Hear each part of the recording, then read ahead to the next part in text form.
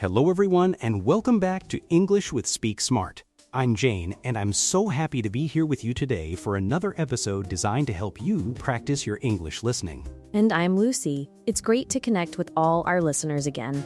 Today, Jane, we're diving into a topic that I think everyone, everywhere, struggles with sometimes. Am I right? Absolutely, Lucy. We're talking about time management. You know, how to organize your day, your tasks, your life, so you feel less stressed and more productive. It's a huge challenge, but also a skill that can change your life. Oh, tell me about it. Sometimes I wake up and I have this long list of things I need to do, and by the end of the day, I feel like I've done nothing important. It's a really frustrating feeling. That's such a common experience. We all have so many responsibilities, right? Work, family, studying English, hobbies. It's easy to feel overwhelmed. But the good news is, there are simple ways to get better at managing your time, even if you're just starting out. I'm all ears, and for our listeners, remember, as you're listening to us talk about this, you're also practicing your English comprehension. Try to catch new words related to planning or daily routines. Exactly. So let's start with something very basic, but incredibly powerful. Making a to-do list. Do you use one, Lucy? Sometimes.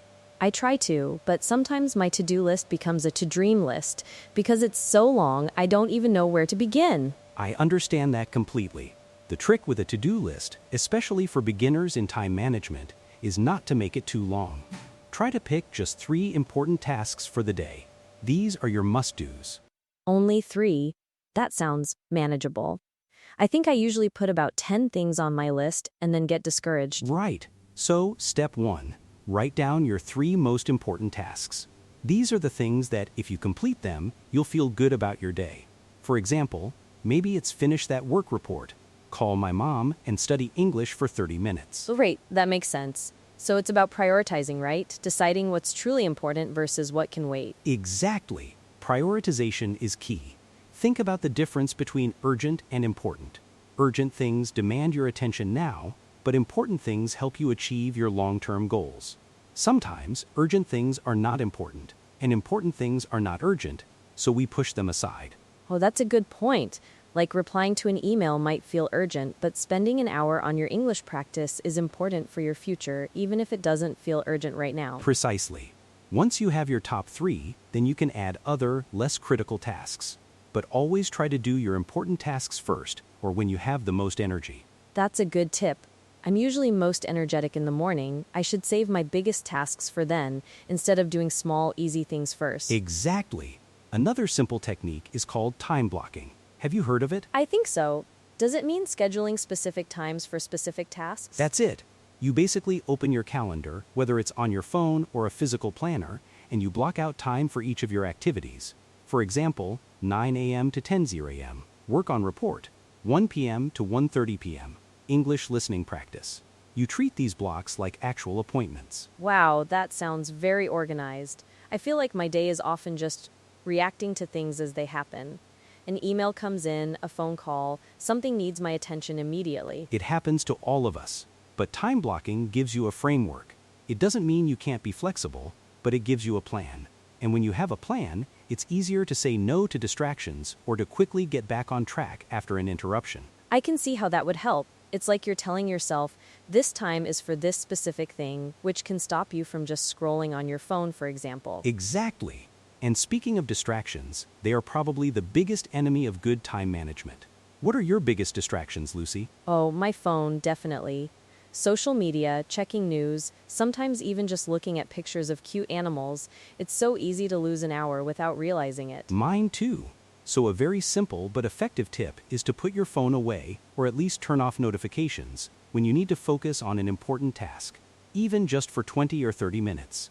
You'd be amazed at how much you can get done. That's a good one. I should try that, actually. Maybe I'll put my phone in another room when I'm studying English. That's a perfect example. And for our listeners, think about your own biggest distractions. Is it your phone? Is it talking to family members?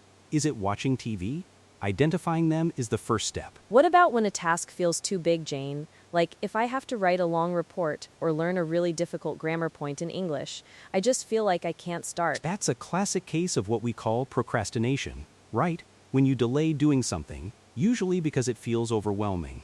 The solution here is to break down big tasks into smaller, more manageable steps. This is super helpful for English learners too. Oh, I like that. Can you give an example? Sure.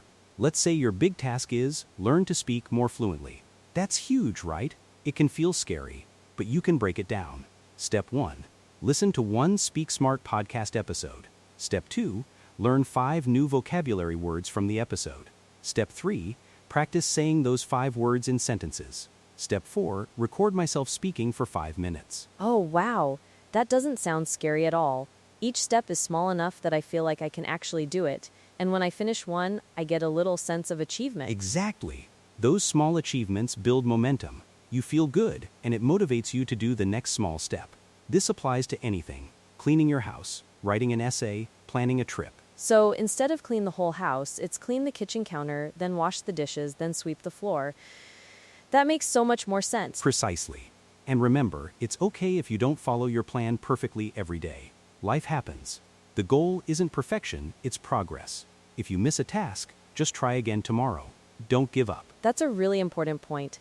I often feel like if I miss one thing on my list, the whole day is ruined, and then I just stop trying. It's easy to fall into that trap. But successful time managers aren't perfect. They're just persistent. They learn from when things go wrong and adjust. Also, it's really important to schedule breaks. Breaks? Really? I thought time management was about doing more. It is about doing more effectively, which includes rest. Our brains need breaks to stay focused and productive. A common technique is the Pomodoro technique. Work for 25 minutes, then take a 5-minute break. After 4 Pomodoros, take a longer 15 to 30-minute break. That's interesting. So short, focused bursts of work with regular breaks. I've heard of that. Does it really help? Oh, absolutely. It prevents burnout, keeps your mind fresh, and even helps you avoid distractions because you know a break is coming soon. During your break, you can check your phone, grab a snack, or just stretch. I definitely need to try that. I usually just try to work straight through for hours and then I just get tired and lose focus. What? It's a very human thing to do, but our brains aren't built for nonstop concentration. Remember, managing your time isn't just about work. It's about making time for yourself, for relaxing, and for your hobbies too. That's something I often forget. I feel guilty if I'm not doing something productive. But maybe relaxing is productive in its own way because it recharges you. Exactly. It's essential. Think of it like a battery. You can't keep using your phone if the battery is always at 10%. You need to charge it. Your body and mind are the same. That's a great analogy. So for our listeners, as you're thinking about time management, also think about how to schedule in that charging time. Maybe it's a walk, listening to music, or even just sitting quietly for a few minutes. Yes, absolutely. And for those of you learning English, remember that consistent, even short study sessions are much more effective than trying to cram everything into one long, tiring session once a week. 5 Pomodoros of English study a day is better than 3 hours on Sunday when you're already exhausted. That's so true. I used to think I needed to study for hours at a time, but little bits often really add up, and it feels less like a chore. It really does. And these small changes over time lead to big results. You'll notice less stress, more accomplishments, and even more free time to do things you enjoy. So, to recap some of our key tips for better time management and better English listening practice today. Make a short, prioritized to-do list. Try time blocking for important tasks. Put away your distractions like your phone. Break big tasks into smaller steps. And don't forget to schedule breaks for yourself. Excellent summary, Lucy. And remember, this is a journey, not a destination. You'll have good days and not so good days, but the important thing is to keep trying and keep improving. And by listening to us, you're already improving your English, which is fantastic. That's so true. So we encourage all of you to try 1 or 2 of these tips this week. See how it makes a difference in your real life. And let us know how it goes. You can find us on our website or social media. Thank you so much for joining us on English with Speak Smart today. We hope you found this episode helpful and motivating. Keep practicing your English and keep managing your time wisely. Yes, thank you for listening. We'll be back soon with another interesting topic. Until then, take care and keep speaking smart.